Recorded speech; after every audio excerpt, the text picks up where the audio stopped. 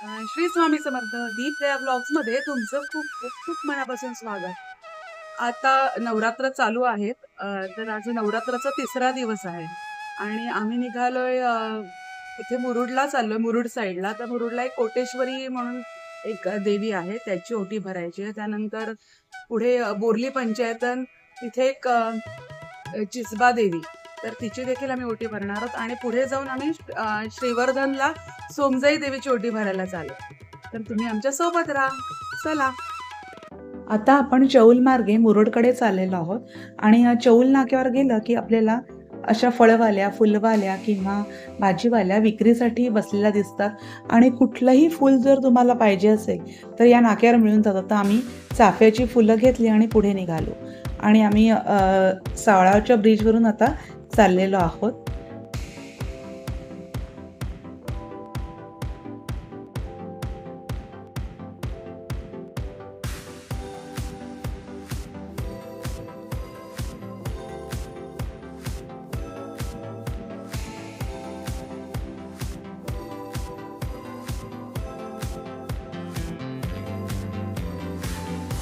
हिरवेगार डोंगर आणि खवळलेला समुद्र पाहून मन एकदम प्रसन्न होत आहे आणि आम्ही सकाळी लवकर निघालो म्हणून हे छान दृश्य आम्हाला पाहायला मिळत आहे.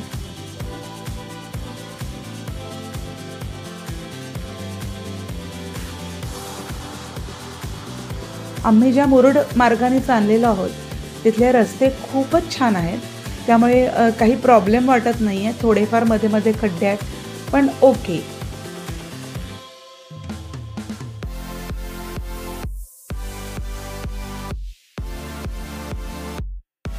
ॲक्च्युली आत्ता आम्ही कोटेश्वरी देवीची ओटी भरून पुढे जाणार होतो, परंतु 9:15 झालेत आणि आम्हाला 10ची ती लॉन्च पकडायची आहे. त्यामुळे आम्ही डिरेक्टली आता त्या अगरदंडा जेटीवर निघालेलो आहोत. हे नैसर्गिक सौंदर्य बघत आमचा वेळ कसा गेला आम्हाला समजलंच नाही.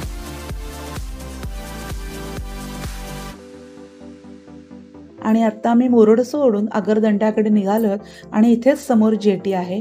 हाच एक 5 मिनिटाचा रस्ता आम्हाला खराब लागलाय.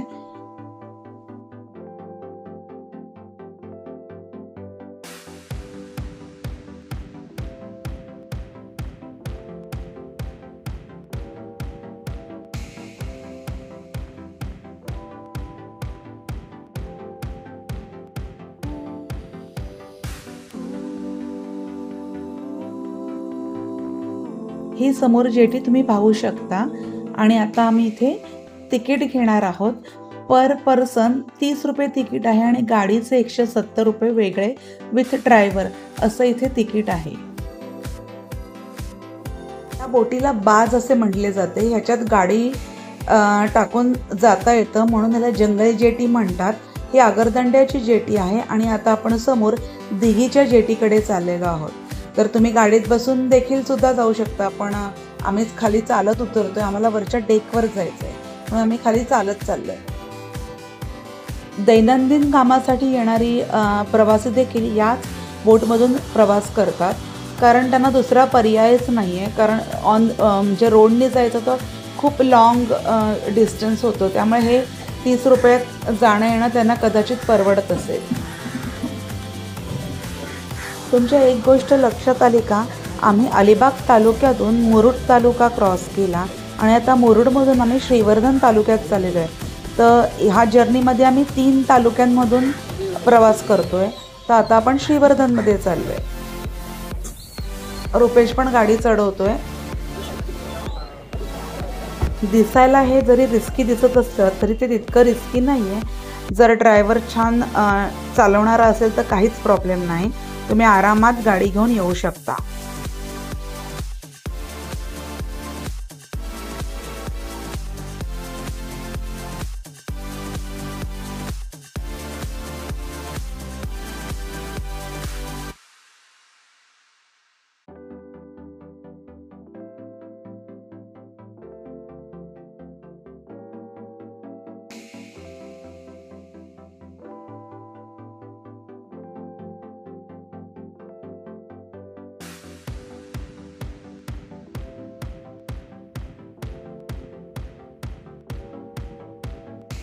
ही जी लॉन्च दिसते ती दिघीच्या जेटीवरून आलेली आहे आणि ती आगरतंड्याकडे चाललेली आहे.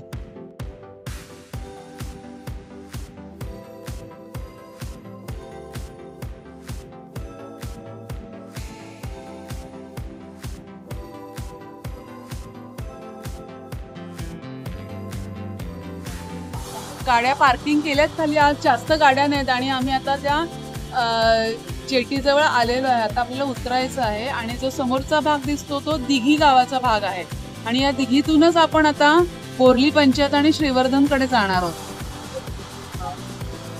आणि ह्या जे आम्ही बोटमध्ये बसलो तर हे डिस्टन्स जवळजवळ 10 ते 12 मिनिटाचं आहे.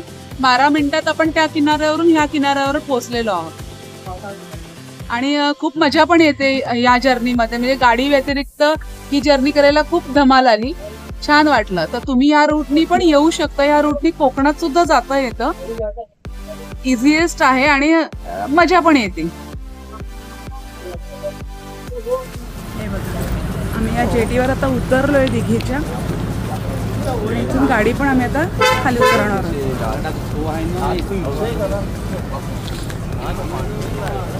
ही जर्नी एकदम सुपर्ब होती, खूप मजा आली.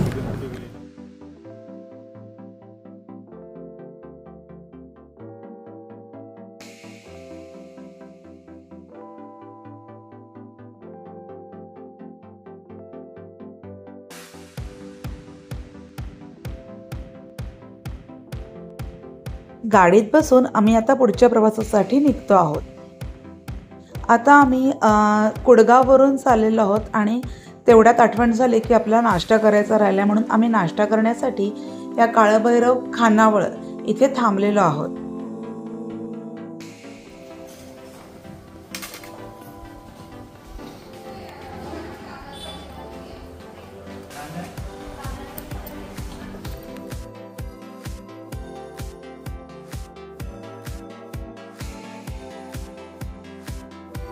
आता आपण बोरलीमध्ये पोहोचलेलो आहोत आणि ही बोरलीची बाजारपेठ तुम्हाला बघायला मिळेल आणि इथूनच पुढे आपण देवीच्या मंदिरात जाणार आहोत.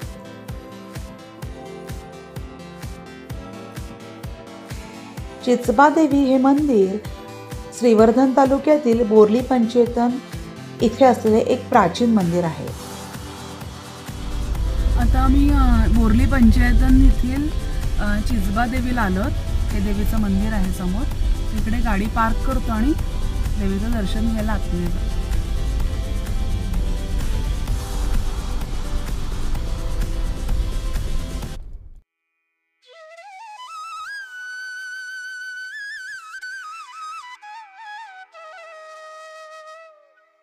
चिचबा देवीची आराधना मोठ्या श्रद्धेने केली जाते आणि हे मंदिर स्थानिक संस्कृतीचा एक महत्त्वाचा भाग आहे, जे स्थानिक लोकांमध्ये खूप श्रद्धेचे स्थान आहे. हे मंदिर कोकण प्रदेशातील एका महत्त्वाच्या धार्मिक स्थळांपैकी एक आहे आणि तेथे अनेक भक्तिगीते व परंपरा जपल्या जातात, विशेषतः शिमगा सण. शिमगा या परंपरेच्या काळात चिचबा देवीचे महत्त्व अधिक वाढते, जिथे अनेक लोक एकत्र जमून धार्मिक विधी आणि उत्सव साजरे करतात.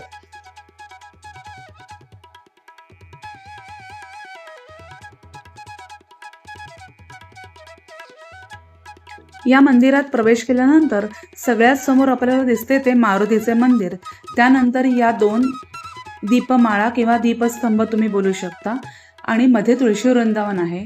हे एक भलं मोठं चाफ्याचं झाड देखील तुम्हाला या परिसरात दिसेल.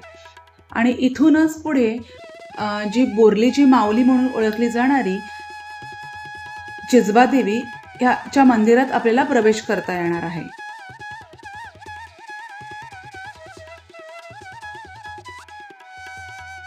हे मंदिर जरी तुम्हाला आता संगमरवरी दगडाचं दिसत असलं तरी हे फार प्राचीन मंदिर आहे. त्याचा आता जीर्णोद्धार केला आहे, त्यामुळे हे तुम्हाला नवीन अवस्थेत बघायला मिळतं.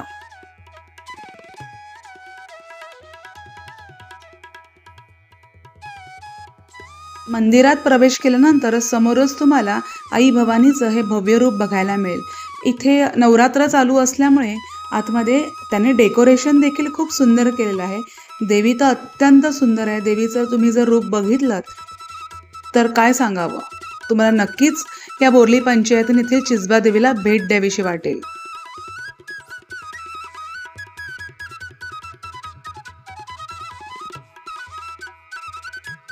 संपदा वहिनी आणि मी आम्ही ओटीची तयारी करून देवीसमोर ओटी भरण्यासाठी गेलो.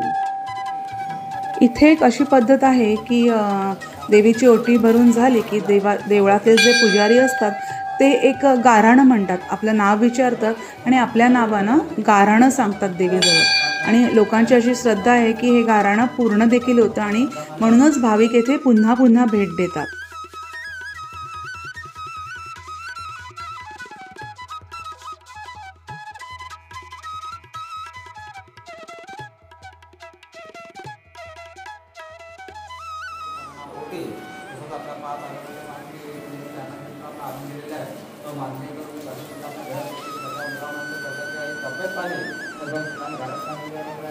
आमचं नाव विचारून देखील पुजाऱ्याने देवीसमोर गाऱ्हाणं मांडलं.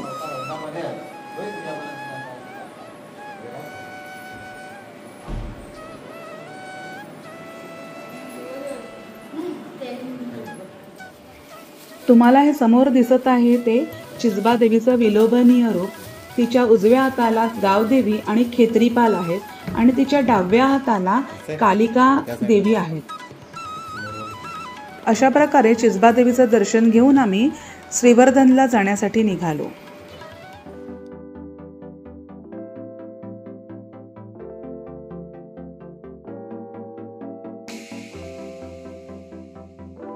श्रीवर्धन नगर परिषदेच्या गेटमधून आम्ही श्रीवर्धन गावात प्रवेश केलेला आहे.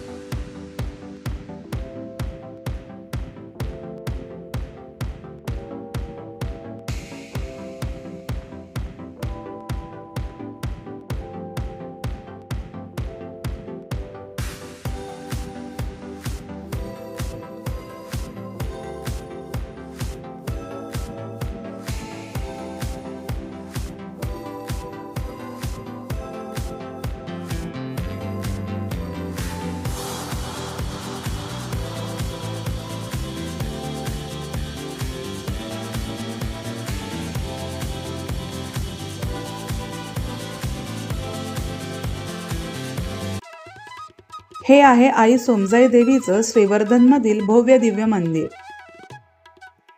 मंदिराच्या आवारात प्रशस्त पार्किंगची सोय केलेली आहे आणि मंदिर थोडंसं उंचावर आहे. मंदिराला 10-12 पायऱ्या चढून आपल्याला प्रवेश करावा लागतो. सोमजाई देवीचा इतिहास हा श्रीवर्धन रायगड येथील ग्रामदेवतेशी संबंधित आहे, जिथे प्राचीन मंदिर असून त्याचे जीर्णोद्धार पेशव्यांनी सुमारे 250 वर्षापूर्वी केले आहे. श्रीवर्धन येथील सोमजाई देवीचे मूळ मंदिर प्राचीन असून त्याची स्थापना अगस्त्य मुनींनी केल्याची आख्यायिका आहे. सध्याचे मंदिर सुमारे 250 वर्षापूर्वी पेशव्यांनी जीर्णोद्धार करून बांधलेले आहे. मंदिराचा परिसर पण खूप मोठा आहे. खूप स्वच्छता इथे बघायला मिळाली आम्हाला आणि खूप प्रसन्न वाटलं. त्यामुळे तुम्ही मंदिराचं सभागृह बघितलं तर ते देखील खूप भव्य दिव्य असं सभागृह आहे. तिथे देखील हनुमानाची मंदिर आहे, म्हणजे हनुमानाच्या 2 मूर्ती त्या मंदिरात आहेत. तर खूप छान वाटत आहे आणि नेहमीप्रमाणेच मंदिराच्या समोर तुळशी वृंदावन आहे. हा देवळाच्या बाहेरचा सगळा परिसर आहे. हे सभामंडप आहे देवळाचं.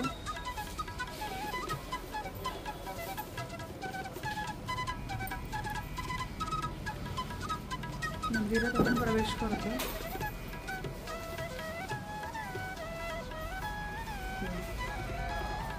ही देवी शिवरायांची इष्टदेवता होती आणि त्यांची स्वारीवर जाताना ते दर्शन घेत असत. या देवीमध्ये विषारी प्राण्यांनी चावलेल्या लोकांना बरे करण्याची शक्ती आहे असे मानले जाते.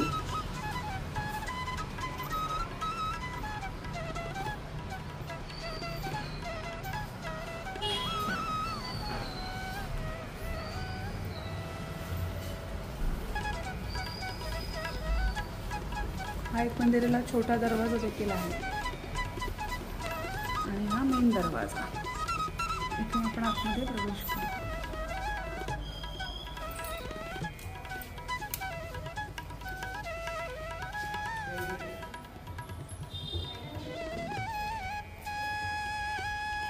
या मंदिरातील कोरीव काम, जुन्या काळातील समया, घड्याळे आणि देवीची सुंदर मूर्ती ही प्राचीन कलाकुसरीची उत्तम उदाहरणे आहेत.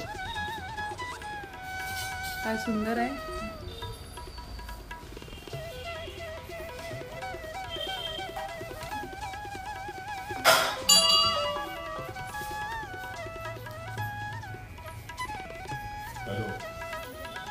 सोमजाई देवी शाळीग्राम स्वरूपातील असून शिव, भवानी, नंदी, वासुकी या 4 शक्ती मिळून सोमजाई नावाने प्रसिद्ध आहेत. सोमजाई व हरिहरेश्वराचे दर्शन एकाच दिवशी घेतल्यास दक्षिण काशी पूर्ण केल्याचे पुण्य मिळते असे मानतात. नवरात्र चालू असल्यामुळे देवीला खूप छान सजवलेलं आहे.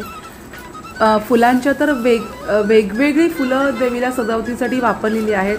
केवडा देखील देवीच्या सजावटीसाठी तिथे आहे आणि आम्ही ते देवीचं रूप बघून देवीची ओटी भरली आणि थोड्या वेळ देवळात बसून आम्ही पुढे जायला निघालो.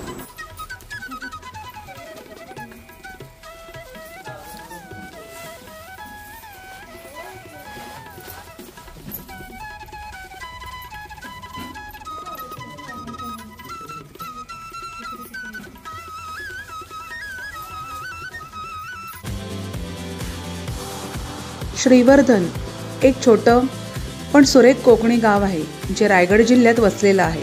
मुंबईपासून सुमारे 150 किलोमीटर दूर असलेले हे ठिकाण समुद्र किनाऱ्याजवळ स्थित आहे.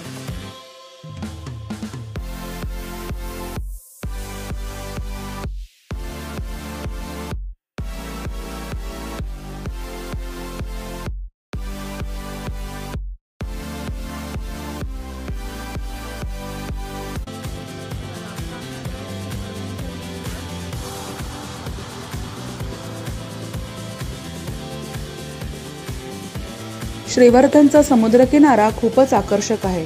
सभोवताली असलेले डोंगर, दाट जंगले आणि स्वच्छ पाणी यामुळे या ठिकाणाचे भौगोलिक महत्त्व अधिक आहे. समुद्र आणि नद्यांच्या संगमामुळे श्रीवर्धनचे सौंदर्य अधिकच खुलते. पर्यटक समुद्राच्या लाटांचा आनंद घेत शांत किनाऱ्यावर फिरणे पसंत करतात. तुम्हाला माहिती आहे का, हा किनारा ट्रेकिंग प्रेमी आणि जलक्रीडा उत्साहवर्धकांसाठी एक प्रमुख आकर्षक आहे. स्वच्छ आणि सुरक्षित असल्यामुळे तो एक उत्तम वीकेंड गेटवे ठिकाण आहे.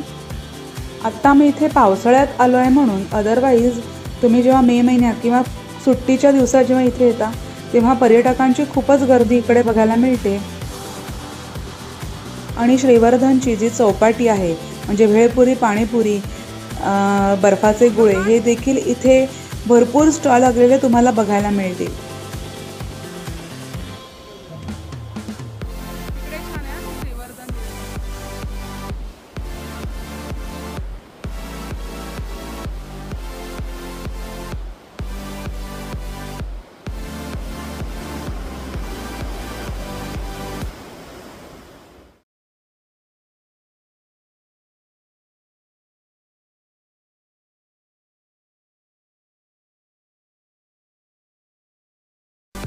श्रीवर्धनच्या समुद्रकिनाऱ्यावर खूप कमी वेळ आम्ही थांबलो आणि आम्ही इकडे तवसाळकर म्हणून एक रेस्टॉरंट आहे, व्हेज नॉनव्हेज दोन्हीसाठी.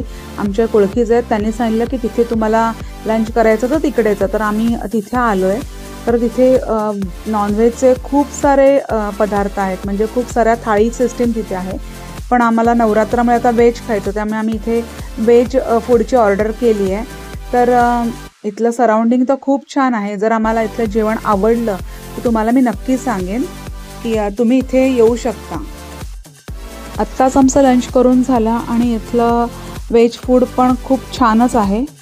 घरगुती पद्धतीचं इथे जेवण मिळतं, पण चवीला खूप रुचकर आहे. तर तुम्ही नक्की इथे ट्राय करू शकता. आणि यांच्याकडे थोडीशी त्यांनी गार्डन बनवले, त्यात सस्ये देखील आहेत, कोंबडे खूप आहेत, काही पक्षी आहेत त्यांच्याकडे. तर तुम्ही हा तवसाळकरांच्या रेस्टॉरंटला नक्की भेट द्या.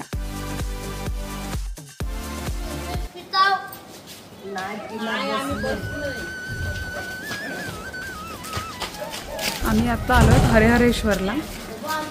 श्रीवर्धनला सोमजाई देवीचं दर्शन घेतलं, श्रीवर्धन बीचला गेलो, आत्ता मध्ये लंच केलं आणि आत्ता आम्ही हरिहरेश्वर मंदिरात येतोय. तर हा मंदिराच्या बाहेरचा परिसर आहे आता पावसाळा असल्यामुळे सगळी आजूबाजूची दुकानं आहेत ना ती बंद आहेत, कारण का जास्त टुरिस्ट नसतं त्यामुळे त्यांनी सगळं बंद ठेवलेलं आहे.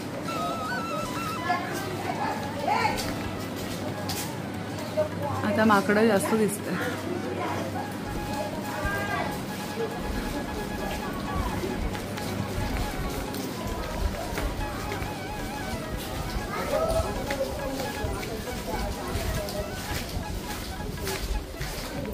स्थान दक्षिण काशी म्हणून प्रसिद्ध आहे.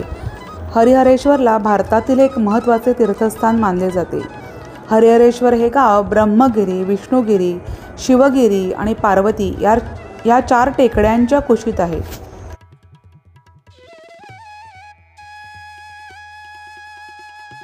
हरिहरेश्वराचे देऊळ बरेच जुने आहे. ते शिवकालीन असावे असा अंदाज आहे, परंतु बांधकामाचा निश्चित कालखंड सांगता येत नाही. पहिल्या बाजीरावाने या मंदिराचा जीर्णोद्धार 1723 मध्ये केल्याचे पुरावे आहेत. येथील सर्व देवळांना खास कोकणी पद्धतीची उतरती छपरे आहेत. हरिहरेश्वर क्षेत्रातील सर्वात महत्त्वाचे देऊळ कालभैरवाचे आहे की बळीराजाकडून 3 पावले भूमी घेताना वामनाने ठेवलेले दुसरे पाऊल हरिहरेश्वरापासून सुरू झाले. दुसरी आख्यायिका अशी आहे की अगस्ती मुनी शांततेच्या शोधात भ्रमण करत होते, तेव्हा हरिहरेश्वरातील 4 स्वयंभू लिंगाच्या दर्शनाने त्यांचे मन शांत झाले.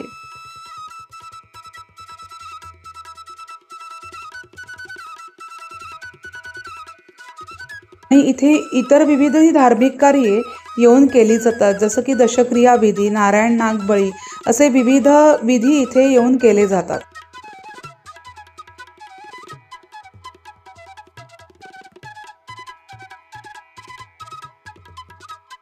इथे श्री काळभैरवाचे आणि योगेश्वरी मातेचे मंदिर आहे. प्रथम त्याचे दर्शन घ्यावे, नंतर मग हरिहरेश्वराचे दर्शन घ्यावे व पुन्हा एकदा काळभैरवाचे दर्शन घ्यावे अशी प्रथा आहे.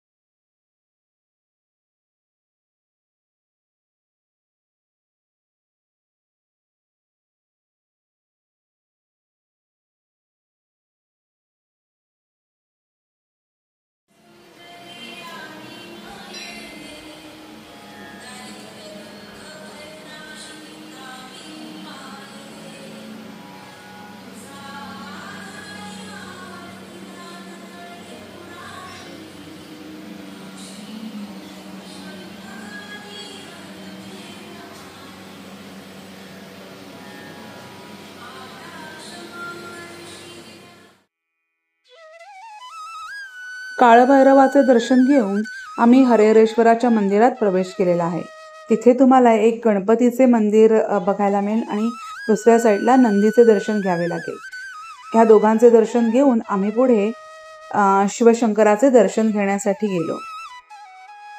तुम्ही बघतच असाल की हा सभामंडप देखील लाकडी कोरीव कामाने बनलेला आहे. याच्यातले भव्य दिव्य जे स्तंभ आहेत, जे पोल आहेत, ते अतिशय बघण्यासारखे आहेत. खूपच सुंदर त्याच्यावर नक्षीकाम होते. दगडाचे ते पोल होते, पिलर दगडाचे आहेत हे, आणि खूपच छान आहेत. आणि आम्ही शंकराचं दर्शन घेतोय.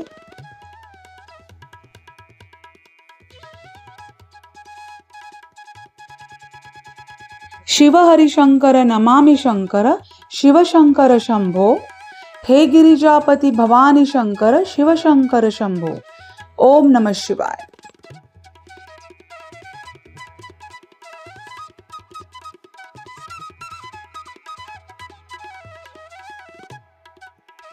अशा प्रकारे हरिहरेश्वराचे दर्शन घेऊन आम्ही परतीच्या प्रवासाला लागलो. आम्हाला शेवटची लॉन्च पकडायची होती, म्हणून आम्ही मध्ये कुठेही काही शूट केलं नाही. आम्ही डिरेक्टली प्रवासाला लागलो आणि कोटेश्वरीला जाऊन थांबलो. मुरुडची ग्रामदेवता असलेली श्री कोटेश्वरी देवी मुरुडच्या समुद्रातील पद्मदुर्ग किल्ल्यात किंवा कासा किल्ला छत्रपती शिवाजी महाराजांनी स्थापन केली होती. कोटी म्हणजे किल्ला आणि ईश्वरी म्हणजे देवी, या अर्थाने कोटेश्वरी हे नाव पडले. सिद्धीच्या ताब्यात किल्ला गेल्याने देवीचे स्थान मुरुडच्या वेशीवर आणले गेले आणि आज ती मुरुडची ग्रामदेवता तसेच अनेक कुटुंबाची कुलदेवता आहे. चैत्र पौर्णिमेच्या आधी देवीची मोठी यात्रा भरते आणि यापूर्वी शहरात तिची पालखी काढली जाते.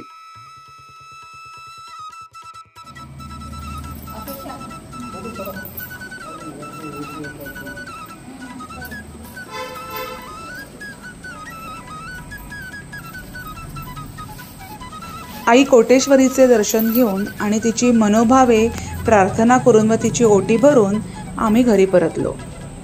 जर तुम्हाला हा माझा व्हिडिओ आवडला असेल तर नक्की या व्हिडिओला लाईक करा आणि तुमच्या मित्रमैत्रिणींसोबत शेअर करा आणि आपल्या दीपदया व्लॉग्स या यूट्यूब चॅनलला नक्की सबस्क्राईब करा आणि असेच माझे नवीन नवीन व्हिडिओ एन्जॉय करा. मला माहिती आहे हा व्हिडिओ जास्त लेंदी झाला आहे, पण हा व्हिडिओ तुम्ही नक्की बघा, तुम्हाला नक्कीच आवडेल. ही तिन्ही देव्यांची माहिती जर तुम्हाला आवडली असेल तर मला कमेंटमध्ये नक्की कळवा आणि तुम्हाला अजून काय काय बघायला आवडेल ह्या देखील तुम्ही मला कमेंट करून सांगू शकता. एन्जॉय.